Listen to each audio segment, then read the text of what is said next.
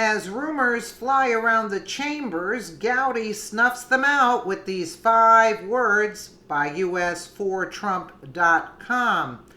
In the closing statement, the House Judiciary Committee Chairman Trey Gowdy dispelled any rumors flying around the chambers. After a long day of questioning Michael Horowitz and the Inspector General's report, the rumors were out of control. Specifically, the Democrats were starting to chime in that it wasn't necessary for the Judiciary Committee to have this hearing, and Gowdy was having no part of their partisan politics. The chairman addressed the rumors that began circulating. He then put them out with one big dose of confidence and truth.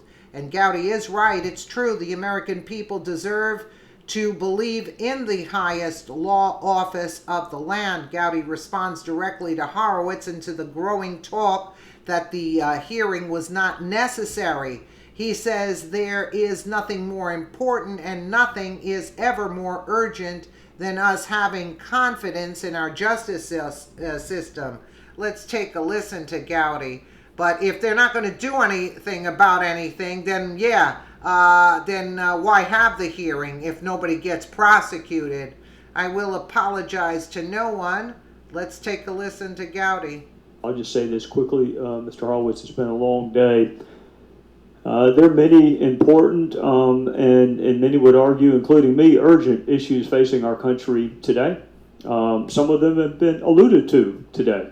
But there is nothing more important and nothing is ever more urgent than us having confidence in our justice system. So I will apologize to no one for having a hearing on your report, which takes a really hard look at some institutions we desperately need. And I'll say this as a compliment to you and your team. I was thinking over the weekend how much better off our country would be had you and your team conducted the investigation that is the subject of your report. And make no mistake, you and I probably would have reached some different conclusions, as old washed up prosecutors do from time to time. You can look at a fact pattern and draw different conclusions. I don't mind if people are wrong. I really mind if they're unfair. We can survive being wrong. We can survive calling jump balls differently.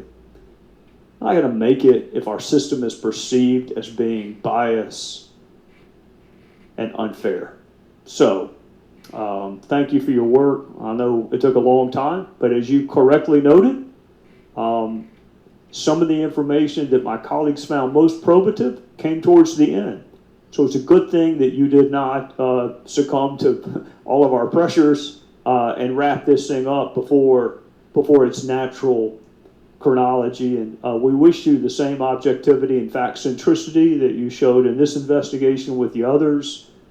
Our country, I think, is counting on you and your team to do in your subsequent investigations exactly what you've done in this one, which is just call balls and strikes, and people are welcome to draw different conclusions, but they're not entitled to their own version of the facts.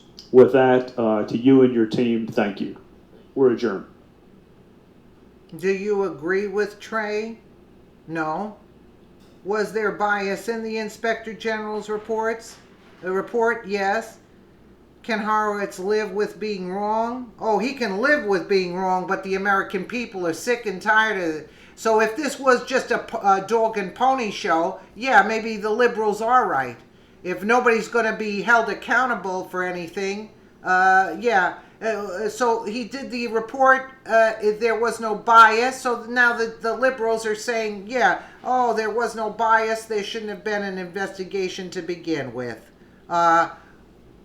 This is like, Gowdy could have been stronger to Horowitz and said, and he could have been stronger in his closing argument there, saying something in his closing, not argument, but in his closing thing that I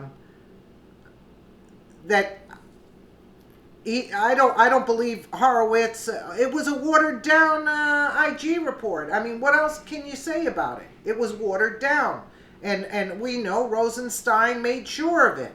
And yet Gowdy is not fighting this.